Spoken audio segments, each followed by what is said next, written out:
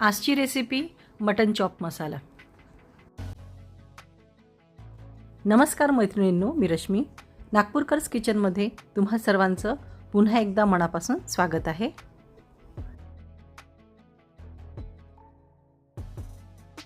अशा प्रकारे mutton चॉपची recipe घरी बनवून बघा, पोट भरेल पण मन भरणार नाही। एकदम टेस्टी मटन चॉपची भाजी बनते। रेसिपीला सुरुवात करूया।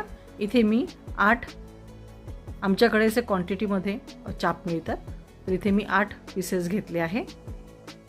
2 ते 3 पाण्याने मीठ घालून स्वच्छ धुवून घ्यायचे।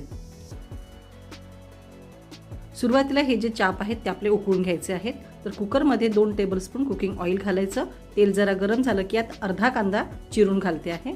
कांदा थोडा शिजवून घ्यायचा। आता यात घालायचे मटनचे चॉप।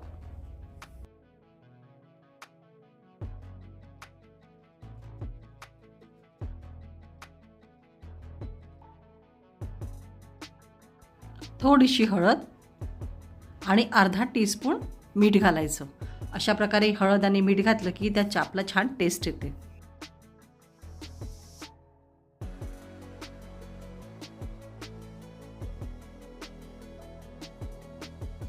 आता यामध्ये घालते आहे अर्धा ग्लास पाणी। पाणी घातल्यानंतर व्यवस्थित मिक्स करून घ्यायचं। कुकरचं झाकण बंद करायचं आणि मीडियम फ्लेमवरती 4 ते 5 शिट्या करून घ्यायच्या। तोवर इकडे मसाल्याची तयारी करूया। 2 मीडियम साइजचे कांदे असे लांब चिरून घेतलेले। 1 टेबलस्पून कुकिंग ऑइल घालायचं।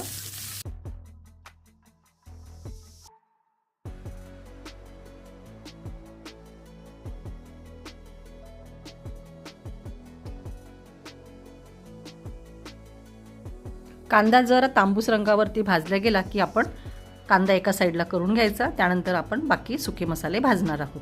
तर यात घातलेले 2 टेबलस्पून धणे, 1 टेबलस्पून जिरं, जायफळ फूल, 1 मोठी विलायची, 2 ते 3 कलमीचे तुकडे, 4 विलायची, 2 लवंगा आणि दगडफूल। हे मसाले देखील थोडे भाजून घ्यायचे। त्यानंतर यामध्ये घालायचे काही मेथी दाणे आणि 1/4 टीस्पून मोहरी। आता हे सगळे साहित्य व्यवस्थित भाजून घ्यायचे।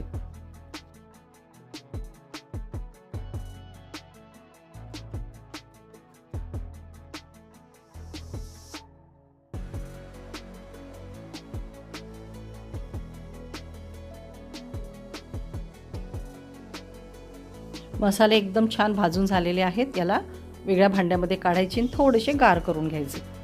तोवर त्याच तव्यावरती मी इथे अर्धा वाटी किसलेलं सुकं नारळ घातलेलं आहे। ते देखील व्यवस्थित फ्राय करून घ्यायचं आहे। मस्त सोनेरी रंग येईपर्यंत भाजून घ्यायचं।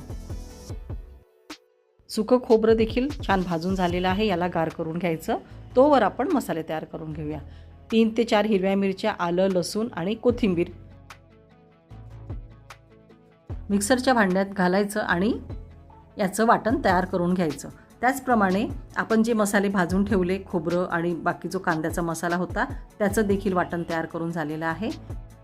आलं, लसूण, कोथिंबीर आणि मिरचीचं वाटण, खोबरं आणि कांद्याचा जो मसाला केला त्याचं वाटण आणि अर्धा कांदा आपल्याला फोडणीला लागणार आहे।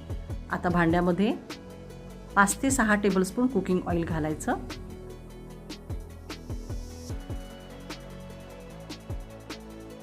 तेल गरम होऊ द्यायचं। तेल गरम झालं की त्यामध्ये घालायचे 2 तेजपान आणि अर्धा चिरून ठेवलेला जो कांदा आहे तो घालायचा।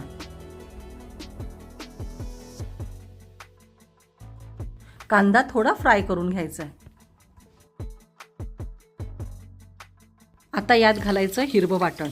आलं, लसूण, मिरची आणि कोथिंबीर आपण या वाटणात घातलेली आहे।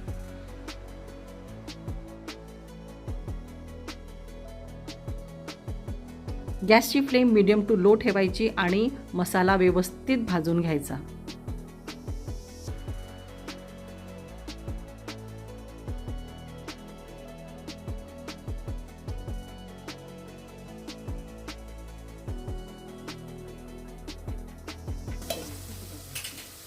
तुम्हाला दिसत असेल मसाला एकदम मस्त झालेला आहे. आता यामध्ये घालायचे काही सुके मसाले. अर्धा चमचा हळद, 1 ते 1.5 चमचा लाल तिखट घालते आहे. तुम्ही तिखट तुमच्या टेस्टनुसार घाला. आपण हिरव्या मिरच्या वाटणात वापरलेल्या आहेत, त्यामुळे तिखट सांभाळून घाला. 1 चमचा कश्मीरी लाल मिरची आणि चवीप्रमाणे मीठ घालायचं. आता मसाले मिनिटभर तेलामध्ये फ्राय होऊ द्यायचे. सुके मसाले जेव्हा आपण तेलामध्ये घालतो तेव्हा गॅसची फ्लेम अगदी मंद ठेवायची.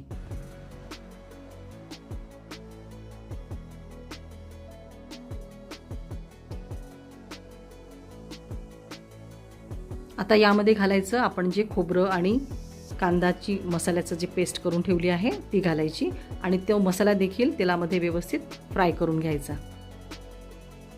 मिक्सरच्या भांड्यामध्ये थोडासा मसाला आहे, त्यामध्ये 1 कप पाणी घातलेलं आणि ते देखील काढून घेतलेलं. मसाला व्यवस्थित मिक्स करून घ्यायचा आणि झाकून याला 2 मिनिटे शिजवून घ्यायचं. जोपर्यंत याचं छान तेल सुटत नाही तोपर्यंत मसाला शिजला असं समजायचं नाही.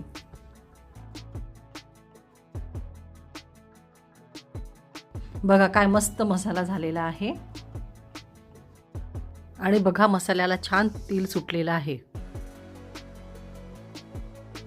मसाला एकदा तळापासून फिरवून घ्यायचा.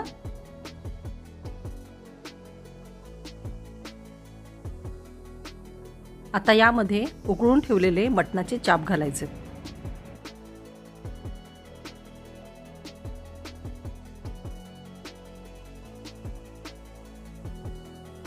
मटण उकळताना जे कुकरमध्ये पाणी होतं ते देखील यामध्ये घालायचं. सोबतच चिरलेली कोथिंबीर आणि 1 टीस्पून काळा मसाला घालायचा. व्यवस्थित मिक्स करून घ्यायचं.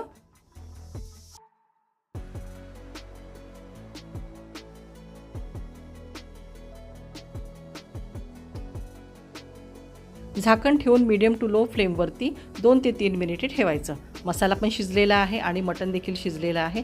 फक्त उकळी येऊ द्यायची. बघा काय मस्त ग्रेव्ही तयार झालेली आहे. आपल्याला खूप जास्त ग्रेव्ही करायची नाही. मसाला मटण चॉप बनवतोय त्यामध्ये थिक ग्रेव्ही असते. तर अशा प्रकारे मटण चॉपची रेसिपी तयार झालेली आहे. 2 मिनिटं परत आपण मीडियम गॅसवरती याला झाकून ठेवायचं आहे. आता या स्टेजला गॅसची फ्लेम बंद करायची आणि सर्विंगसाठी मसाला मटण चॉप तयार आहे.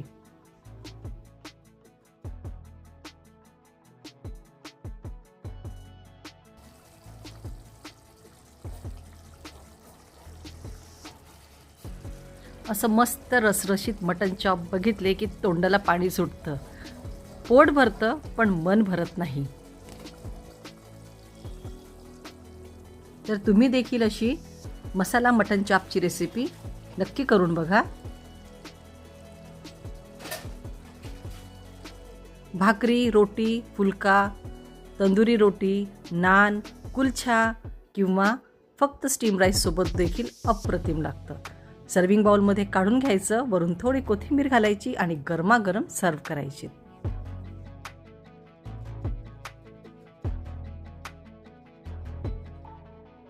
रेसिपी कशी वाटली ती कमेंट बॉक्समध्ये नक्की सांगा.